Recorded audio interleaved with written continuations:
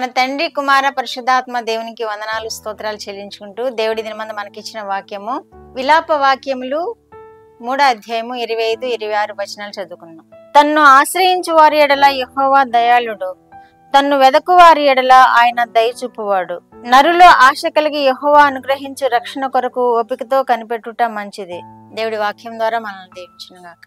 ఇక్కడ విలాప వాక్యాల్లో ఇర్మియా ద్వారా మనకు దేవుడు తెలియజేస్తున్న మాటలు ఏమిటంటే, తన్ను ఆశ్రయించు వారి ఎడల యెహోవా దయాళుడు అని తెలియజేస్తున్నాడు. మనము ఎవరమైతే దేవుణ్ణి ఆశ్రయిస్తామో మన ఎడల దయ చూపుతాడు దేవుడు. ఈ లోక సంబంధమైన ఏదైనా మనము అవసరత నిమిత్తం ఎవరినైనా ఆశ్రయించామనుకోండి, మనము విశ్వాసంతో ఆయనకి విధేయతతో మనం ఆశ్రయించినప్పుడు ఈ లోక సంబంధమైన మనుషులే మనకి దయచూపేవారుగా ఉంటారు. అలాంటిది మన సృష్టికర్త అయిన దేవుడు ఆయనను ఆశ్రయించినప్పుడు మనకి ఇంకా ఎంతగా మన ఎడల దయచూపే దేవుడుగా ఉన్నాడని మనం అర్థం చేసుకోవాలి.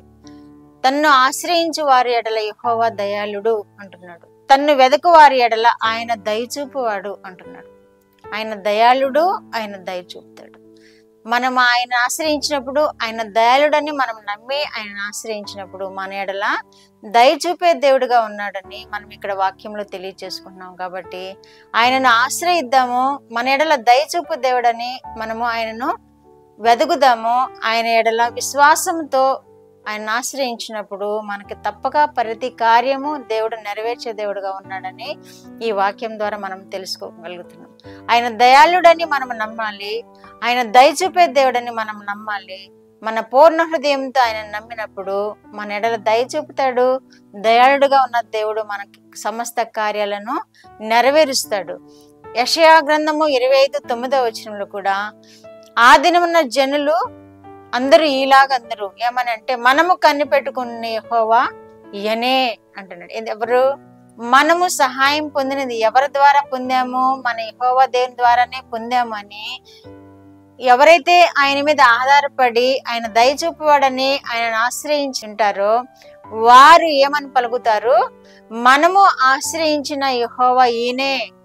ఆ దినమున జనులు ఇలాగో అందరూ ఏమని అంటే, మనము కనిపెట్టుకున్న యెహోవా ఈయనే, మనము ఆశ్రయించిన దేవుడు ఈయనే అని దేవుడిని యొక్క కృప పొందుకున్న వారు ఈ విధంగా తెలియచేస్తారని కూడా ఈ మాటల్లో యెషయా గ్రంథం ద్వారా మనకి దేవుడు తెలియచేస్తున్నాడు. ఈ మాటలు ఆయనను ఆశ్రయించినప్పుడు, ఆయన కృప చూపినప్పుడు, ఆయన దయ చూపినప్పుడు మనము ఈయనే మనకు సహాయం చేసిన దేవుడు అని మనం విశ్వాసంతో ఆయనను కృతజ్ఞతాస్తులు చెల్లిస్తూ మనం ఆయనకు వందనాలు చెల్లించే వరముగా ఉన్నాం. కృతజ్ఞతాస్తులు చెల్లిస్తూ ఆయనకు వందనాలు చెల్లించే వరముగా ఉంటాం. ఈయనే, ఈ దేవుడే మనకు సహాయం చేసింది, ఈయనే మన ఎడల దయ చూపింది, ఈయనే మన ఎడల ఆయన ఆశ్రయించినప్పుడు మనము తృప్తిపరచబడింది ఈయనే అని ఆ రోజు మనము కృతజ్ఞతాస్తులు చెల్లించే వారముగా ఉంటామని ఈ వాక్యం ద్వారా మనం తెలుసుకుంటున్నాం. కాబట్టి యెహోవా దయాళుడని మనం నమ్ముదాము. ఆయనను ఆశ్రయించిన వారిని తప్పక ఆయన దీవిస్తాడని నమ్ముదాము. దేవుడు అట్టి కృప వినిచిన బిడ్డలందరికీ అనుగ్రహించును గాక. ప్రార్థన. మా దేవ, మా ప్రియ పరలోక ప్రభువా, మీ పరిశుద్ధ పాదములకు వందనాలు స్తోత్రాలు. మా రక్షకుడు అయిన యేసుక్రీస్తు దేవ స్తోత్రాలు. పరిశుద్ధాత్మ దేవ మీకు స్తోత్రాలు. మీరు దయచూపు దేవుడవని మా ప్రభువా, మిమ్మల్ని ఆశ్రయించిన వారిని మీరు తప్పక దీవించు దేవుడవని ఈ వాక్యం విన్న బిడ్డలందరూ మా ప్రభువా మిమ్మల్ని ఆశ్రయించి వారు తప్పక మా ప్రభువా మిమ్మల్ని వేడుకొని మీ యొక్క కృపలను పొందుకునే వారినిగా చేయండి ప్రభువా.